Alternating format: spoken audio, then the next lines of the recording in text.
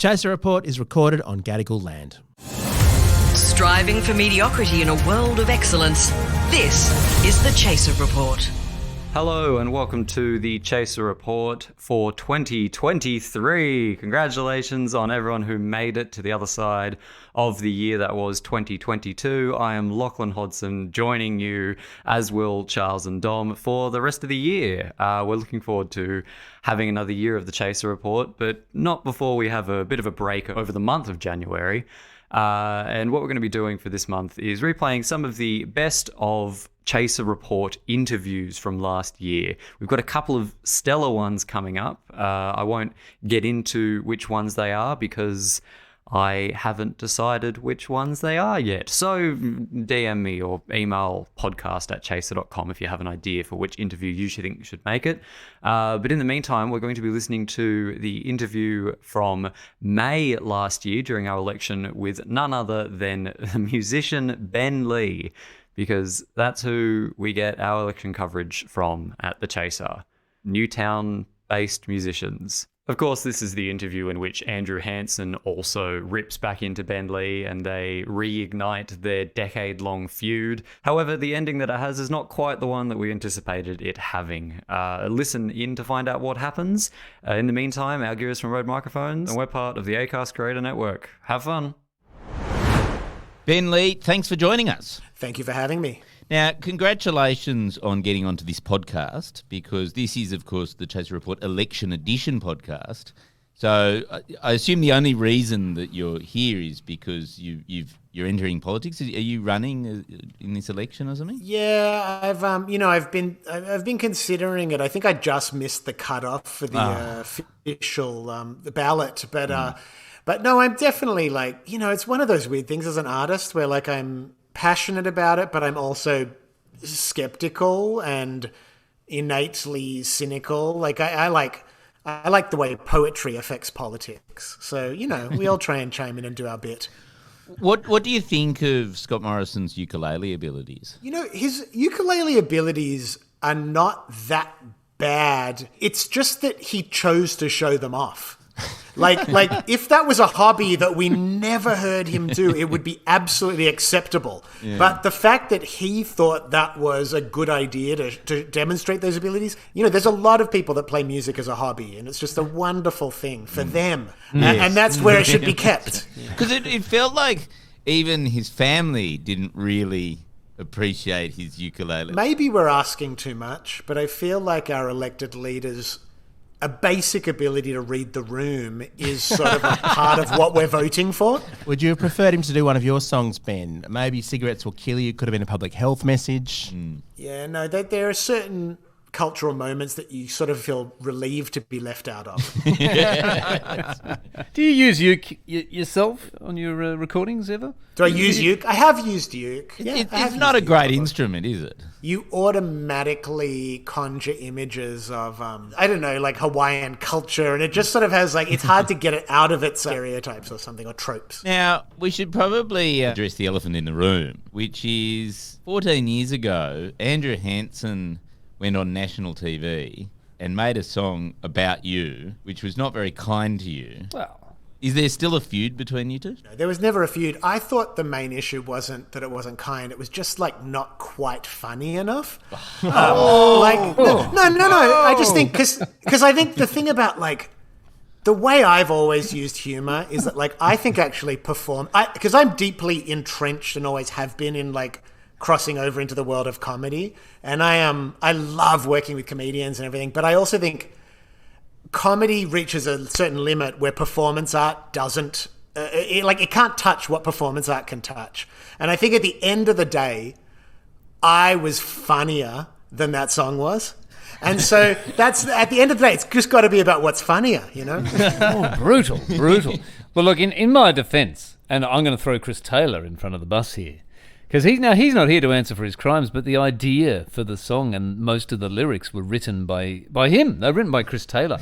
And this was what was interesting at the time, Ben, because I remember at the time, and still, I actually had no it's a song about finding Ben Lee a bit irritating. That's what the song's about.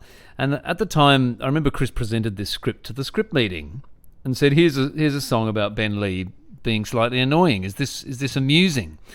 And could you play it, Andrew? He said, because I was I was the one who plays and sings, and I had no feelings about you at all, Ben. I mean, I'm not going to say that, you're insignificant or whatever, but I had no problem with you. I had to say to Chris, look, I don't spend parts of my day thinking about Ben Lee. I don't spend hours like you do, wrapping myself in agonies over Ben Lee. So I felt awkward about being the face of that song. But in the end, we had to fill half an hour. Ben Lee rhymed correctly? Wasn't that the reason? I don't think it even rhymed. Oh, yeah, it does rhyme with a few of the words in the song, I think, look, we're all roughly the same age, and we grew up in Sydney, those of us who love music, and Chris is very much into his music. We had to, from the age of, 13, 14, we all had to hear about how amazing Ben Lee was for many, many years. Yes.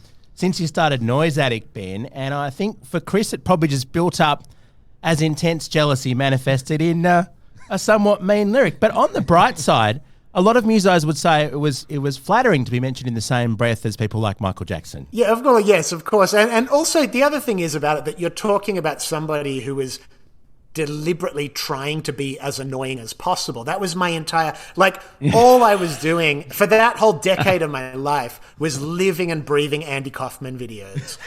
All I wanted to do was provoke people and annoy people. So it was it's not much of a criticism to say, oh, you're a bit annoying to someone who desperately only wants to be annoying. But I do remember being at the Lansdowne. I think I was seeing Sleepy Jackson, and I hadn't heard the song, but Holly Throsby was there. And I think, are you friends with her? I think she was the person who first told me about it. Yeah, she was like, oh, there's this song on The Chaser. Have you heard of it? I said, no, I haven't heard of it. And she's like, oh, it's a bit mean to you. I think there was concern you'd be upset about it. And I was like, it was honestly not that. Like I said, to me, that was like steroids. All I wanted was to be irritating. It falls into a small but esteemed category of songs. There was the Ataris had a song called Ben Lee. Klinger had a song called Ben Lee, and I think those. Oh, and then the Moldy Peaches, one of their first songs was called "I Wish I Was Ben Lee." So I think it's those four tunes are the canon of songs that discuss the pros and cons of being a fan. Are we not even the best song about Ben Lee? I mean, we can't compete with the Moldy Peaches. That's very depressing to hear. So you've got a new song out. It's called "Like This or Like That." Remembering that this is an election podcast, is there any link at all to the election or Australian politics that we can sort of weave in? Yeah, absolutely. I mean, I think what that song Like This or Like That is about choices that seem arbitrary, but ultimately they're not, because they're how we express our values, right? So when I was growing up, when you guys were all the same age, whether you were a Pearl Jam fan or a Nirvana fan was a really big deal. It actually said a lot about what your value system was. It said a lot about what you wanted out of art, what you wanted out of conversation, out of, different types of the tribe you're part of. And similarly with, the Beatles or the Stones, these are all kinds of silly things, but they do express they express who we are and what we want out of our lives. And I think, because I live, most of the time in America, we got pretty involved with Biden's campaign in 2020.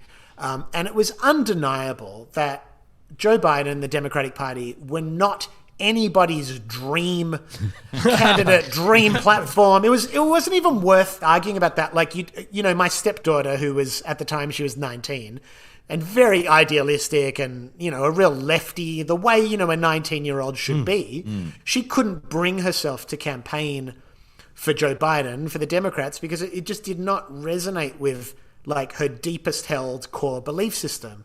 Yet as you get older and you become pragmatic, but you also you understand that it's sometimes the small choices that don't seem that different where we actually make these kind of key decisions about how we're going to approach the future. And I think particularly when you look at climate, similarly within America, I'm under no delusion that suddenly we're going to curb climate change because Labor gets voted in. I mean, these are huge international and almost cosmic problems that all these multinational corporations and lobbyists are all part of influencing. And it's like, I remain optimistic that they can be addressed, but I also sort of just believe that, like, whether you go down swinging is part of what makes us noble as a species. I want to go down swinging. If we are actually going to destroy this planet and destroy our species, which there is a chance that we're going to do, I want it written in like the cosmic records that I disagreed. You know? And so I think making those choices, even if they're not going to like solve the problem, they're the stories we're going to tell our kids. They're the stories they're going to tell their kids about, you know, it's like, what role did you play as the bus was going over the cliff? And I want it to be known to my grandchildren that it was not standing silently while Donald Trump was reelected. It was not, you know, giving Scott Morrison another chance to have another 4 years of just ignoring the biggest subject that we need to be talking about. And that's, so, you know, it's like, in a way you have to be a little bit hardened by life and have a certain amount of cynicism to realize that, like, damn, we can't fix it all with a vote. But like this or like that, those choices do matter. That's a very impressive link, I got to say, Ben. So on May 21st, choose like this or like that, I guess. Well, just realize that, like, it does matter and it doesn't matter at the same time. I'm not going to try and convince a 19-year-old that if they vote for the Labor Party, all problems are going to be solved. But I do think at a level of like the integrity of our species, we have to try and make progressive choices. So you've got the album coming out August 19th, I'm Fun. How fun can we be in that context you just mentioned, Ben? Where do you find fun? Well, that's the whole thing, man. Like, you know, I come from punk rock. I come from underground music. It's like you guys come from, like, you know, poking at the bear too. Like, that's what we're all doing, right? We're all like on the fringes of culture trying to like take a few jabs from where we stand. The mainstream, the machine of the mainstream and the music that it jams down our throat as a culture, I'm not going to be able to topple that, just the same way I'm not going to be able to topple climate change with one vote. But like, I do think that toppling an empire, like, it has to be done with a smile on your face. Yeah. I love it. So fun is subversive. Always. Because in a way, like, our rebellious nature is beaten out of us with our depression and our cynicism. You know what I mean? Like, we become like so trapped within a system that we feel we can have no effect on, and we're sort of useless, and we just got to accept it. And then we may as well just become these like whiny, complaining voices because we don't believe we can affect any real change. Fun is cheeky. And I really come from that, like I said, Andy Kaufman, but also like Abby Hoffman, you know, like people that sort of fought the system by just like with a wink, you know, and making you kind of think like, like maybe the next generation are, if you could just give them a wink at the right time, you can say, hey, they didn't beat me. They didn't beat it out of me. You know, and that's like, I think, like, as we get older, we sort of are becoming like, our generation, we're becoming like the elders, you know, of like Australian showbiz or whatever that is. And I just like, I really like connecting with younger artists and kind of mentoring them and like just fostering their sense of cheeky rebelliousness and their sense of fun. Because I think that's where like real change can come from. Yeah, it's sad that we're no longer producing comedy songs making fun of like emerging artists in their 20s. No, but we've really lost it. But we do. We've got a number one song at the moment. That is Ben true. Lee. I heard. I've been following it. We are number one in the charts, in the iTunes charts.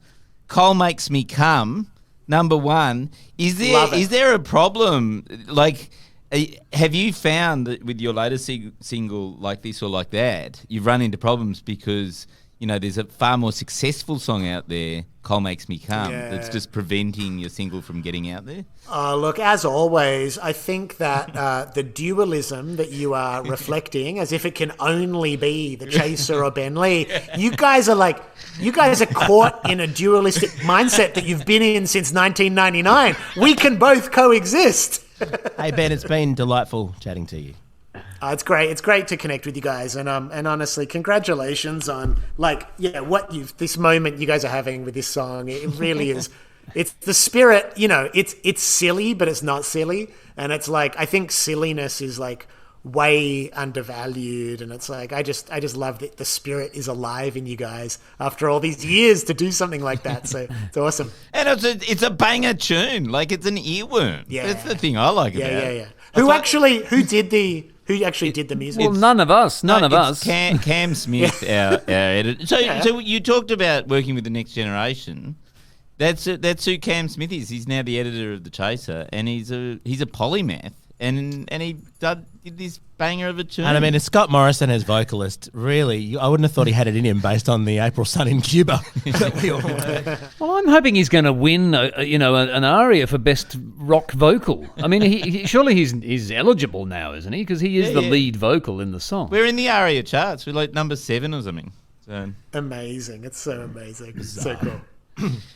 So Ben's song Like This or Like That, his single is streaming now, wherever you get your streams, and his new album I'm Fun is out on August the 19th. And touring in June. Touring in June. The Parents Get High tour. Touring in June. Ben, are you after a support? If you're after a support act, I'd be more than happy to come and play the annoying Ben Lee song before your set. Wait, we should actually do that, Andrew. I'm serious.